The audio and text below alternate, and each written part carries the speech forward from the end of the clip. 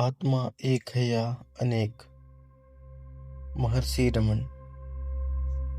भारतीय दर्शन की मूल धारा में आत्मन का प्रश्न सबसे केंद्रीय है।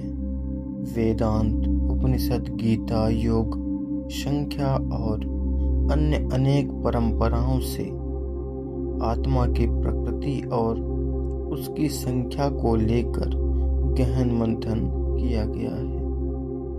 क्या आत्मा प्रत्येक जीवन में अलग अलग है या आत्मा एक ही है जो विभिन्न रूपों में प्रकट हो रही है? यह प्रश्न केवल दार्शनिक ही नहीं बल्कि आध्यात्मिक साधना का भी आधार है। महर्षि रमन 1879 से 1990, जिन्हें अरुणाचल पर्वत पर आत्म साक्षात्कार हुआ और उन्होंने मैं कौन हूँ जैसे प्रश्न पर संपूर्ण जीवन साधना और शिक्षा दी। इस विषय पर अद्वैत वेदांत की स्पष्टता व्याख्या करते हैं। उनके अनुसार आत्मा ना तो अनेक है और ना ही उसमें कोई विभाजन है। आत्मा शुद्ध, अखंड और एकमात्र सत्ता है। जीव जागता है और ईश्वर, ये सब उसी एक आत्मा की अभिव्यक्तियां हैं। इस निबंध में हम आत्मा की एकता अनेकता पर दार्शनिक भूपृष्ठ, महर्षि रमन की दृष्टि, उनके तर्क, साधना पद्धति और आधुनिक जीवन में उनकी प्रासंगिकता का विवेचना करेंगे। आत्मा की दार्शनिक भूपृष्ठ। भारतीय चिंतन परंपरा में आत्मा को लेकर दो प्रमुख मत पाए जाते हैं। प्रथम मत अनेक आत्मा का मत। संख्या दर्शन और कुछ अद्वैत परंपराएं मानती हैं कि प्रत्येक जीव का अपना स्वतंत्र आत्मा पुरुष है। संसार में जितने जीव हैं उतनी आत्माएं हैं। ये आत्माएं शाश्वत हैं परंतु एक दूसरे से भिन्न रहती हैं। एक आत्मा का मत। अद्वैत वेदांत की उपनिषद यह मानती है कि आत्मा एक ही है। जहाँ ब्रह्मिस्थ मैं ही ब्रह्मा हूँ और सर्व खिलविंद ब्रह्मा, यह सब ब्रह्म ही है। जैसे महावाक्य इस दृष्टिकोण की पुष्टि करते हैं। महर्षि रमन अद्वैत वेदांत परंपरा में खड़े होकर आत्मा की एकता पर बल देते हैं। महर्षि रमन का आत्मानुभव स्वयं उनके जीवन में हुआ जब वे मात्र 16 वर्ष के थे। उन्होंने अचानक मृत्यु का गहन भय हुआ।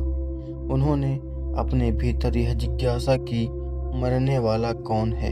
यह क्या शरीर ही है या मैं हूँ? उसी क्षण उन्होंने प्रत्यक्ष अनुभव किया कि शरीर नाशवान है परंतु जो मैं हूँ वह मृत्यु से परे है, वही शुद्ध आत्मा है। यह अनुभव उन्हें सदा के लिए अद्वैत की अनुभूति में स्थिर कर गया। उनके उपदेश का मूल सार यही रहा, मैं कौन हूँ? इस प्रश्न पर ध्यान करो और अंततः जानो कि आत्मा एक ही है या अनेक।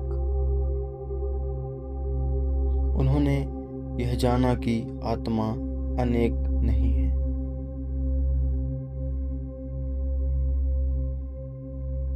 महर्षि रमन के अनुसार आत्मा का स्वरूप शुद्ध चेतना है। चेतना में विभाजन संभव नहीं। इस आधार पर वे आत्मा की एकता के पक्ष में निम्न तर्क प्रस्तुत करते हैं। प्रथम, आत्मा अनुभव की आधार भूमि है। जैसे सूर्य अनेक पात्रों में अलग अलग प्रतिबिंब हो सकता है, परंतु सूर्य एक ही रहता है, वैसे ही आत्मा अनेक जीवों में प्रतिबिंब प्रतीत होती है, लेकिन वास्तविकता में वह एक ही चेतना है। मैं का अनुभव सार्वभौमिक है। हर प्राणी मैं कहता है। यह मैं भाव में समान है। भिन्नता केवल देह, नाम, रूप, वासना और कर्मों की है। मैं की चेतना में कोई भिन्नता नहीं है। शरीर और मन अनेक पर आत्मा एक। देह और मन का बंधन ही अनेकता का अनुभव कराता है, पर जब साधना द्वारा मैं देह नहीं, मैं मन नहीं का अनुभव होता है, तब एक ही आत्मा शेष रहती है। चतुर्थ, अज्ञान की अनेकता का कारण। महर्षि कहते हैं, अनेकता केवल अज्ञान की दृष्टि है। जब ज्ञान होता है तो सब में एक ही आत्मा का दर्शन होता है। आत्मा की अनेकता क्यों प्रतीत होगी? यद्यपि आत्मा एक है, फिर भी संसार में अनेक अनुभव होता है। महर्षि रमण इसका कारण अहंकार और देहाभिमान को मानते हैं। अहंकार, मैं शरीर हूँ, मैं मन हूँ, मैं अमुक व्यक्ति हूँ, यह अहंकार है। इसमें आत्मा की एकता छिप जाती है। माया, प्रकृति की विविधता आत्मा की एकता को ढक देती है। कर्म, जीवन अपने अपने कर्मानुसार सुख दुख का अनुभव करते हैं। इससे ऐसा लगता है कि आत्माएं अलग हैं, परंतु जैसे सपने में अनेक व्यक्ति और दृश्य होते हैं, जागने पर सब मन का ही रूप निकलते हैं, वैसे ही आत्मा की अनेकता भी अनंत मिथ्या है।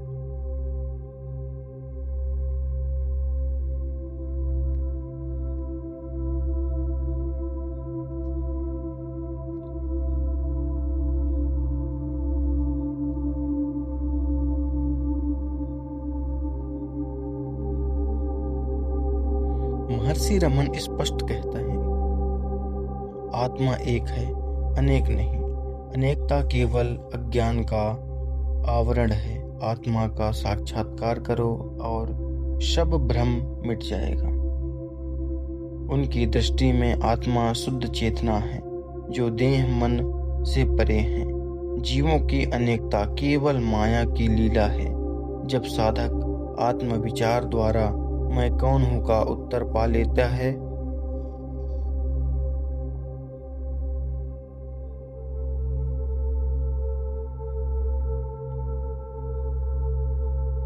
तो वह अनुभव करता है कि ना तो आत्मा कोई है, ना ही उसमें कोई भेद है। इस प्रकार आत्मा की एकता का बोध ही मुक्ति, शांति और करुणा का आधार है। महर्षि रमन की वाणी और जीवन हमें यही शिक्षा देती है कि आत्मा एक है, अनेक नहीं। नमस्कार।